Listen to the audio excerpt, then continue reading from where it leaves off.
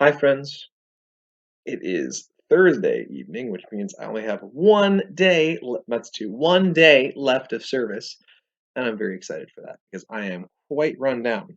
Respect my hospitalist colleagues who can do 12 or 14 or 28 days straight with these kind of hours sometimes. It's very impressive because after a week of nights and most of a week of days, I am wiped out, man. It's a lot of work. The intensity is high, the hours are long, and I need a nap. That's basically it. It's frowned upon if you nap while taking care of patients. It's not technically wrong. You probably won't get fired, but you'll get some strange looks, especially when you do it at the nurse's station. I mean, nothing I've tried. I kind of want to try. Neither here nor there. The other thing that I'm thinking about today, first of all, yes, I do own more than 4 shirts. I realize I wear the same shirts with scrubs all the time, and then I don't change, like, when I do my videos when I come home, or I'm, like, changed for the next day and I'm, like, wearing the same. The point is I own more than 4 shirts, okay?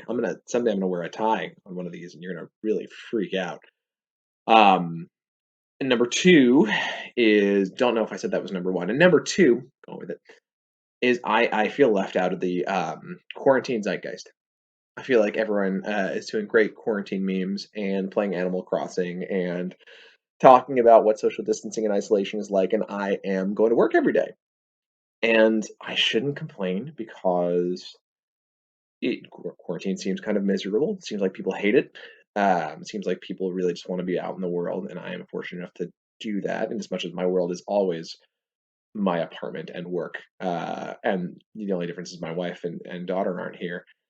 Um, So my life hasn't changed appreciably, but it's just interesting. Everyone else is having this other experience, and I get caring for COVID patients as my formative event, and other folks get playing Animal Crossing, and I think they're both very interesting in their own way.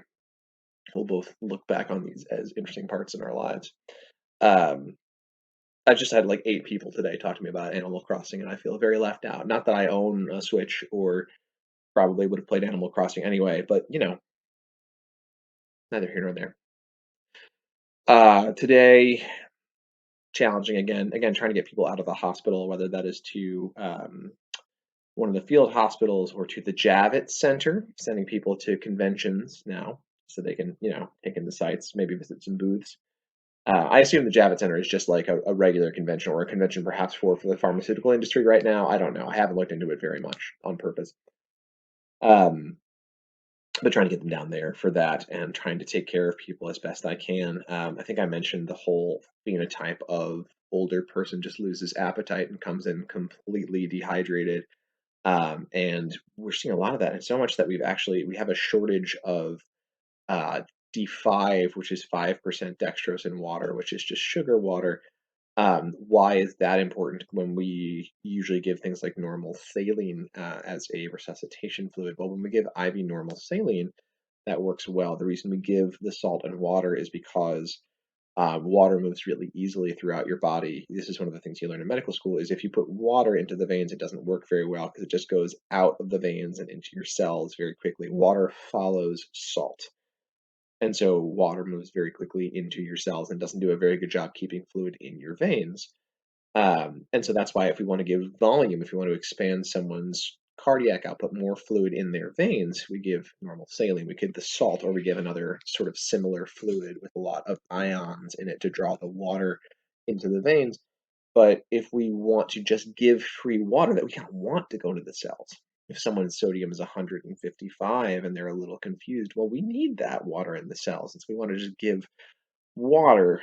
But if you give plain old water, there's no osmolality to that, and the shift in osmolality when it hits your bloodstream is such that that can be really nasty to red blood cells and have some other bad effects. So as a result, we give dextrose in the water, just sugar in the water to avoid those effects on red blood cells, but at the same time be able to give water without giving electrolytes. We're out of it. We have none left. So we're doing things like half normal saline. We don't have none left. We have some left. It's just harder and harder to get, and we're being encouraged to use other formulations when possible. But we're having shortages of the strangest things. It's just all the things you never thought you'd have a shortage of. Like, how are you supposed to plan for a moment when you have a shortage of dextrose in water? Like, can I just like go downstairs with a couple of sugar packets and like mix some more up? The answer is, by the way, probably you could. Um, but I suspect it's a larger supply chain issue, and I don't know if that's going to go away. So we'll have to figure out how to do that. Can the people not just drink water? Sure, but if your patient is capable of drinking more water because you have asked her politely to do so, then she probably never needed the help in the first place. Today we had a science lesson instead of a personal feelings story. So obviously, what you guys came here for. But that being said, um, my feelings are more or less the same. I had to do an arterial blood gas today, which is a very simple procedure that many med students learn to do, but I hadn't done since residency. And uh, I won't tell you how well I did it, but I will tell you that I got it. So my feelings, as usual, are a mix of not this not being my favorite type of work to do, wishing I could spend more time with my patients and less time with the computer, of me being astounded at how sick some of these folks are and happy when some of them get better.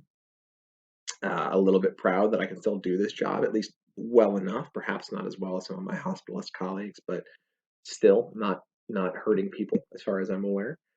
And then, of course, that same combination of pride, gratitude, and compassion that I try to carry with me so that I can keep a sense of purpose through my day. And today I think I did.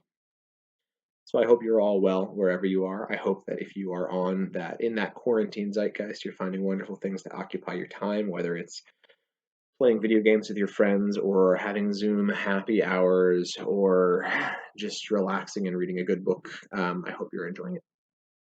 I know I will be this weekend. I intend to do as little of anything as I can. I'm going to go pick up my dry cleaning. That's the entire agenda. So look forward. I will be wearing a shirt and tie then on Sunday for obvious reasons, just so I can show off that I am. I can look good. I can do it. This is now my obsession after yesterday. All right, for now, sleep. Thanks very much, guys. Have a good night.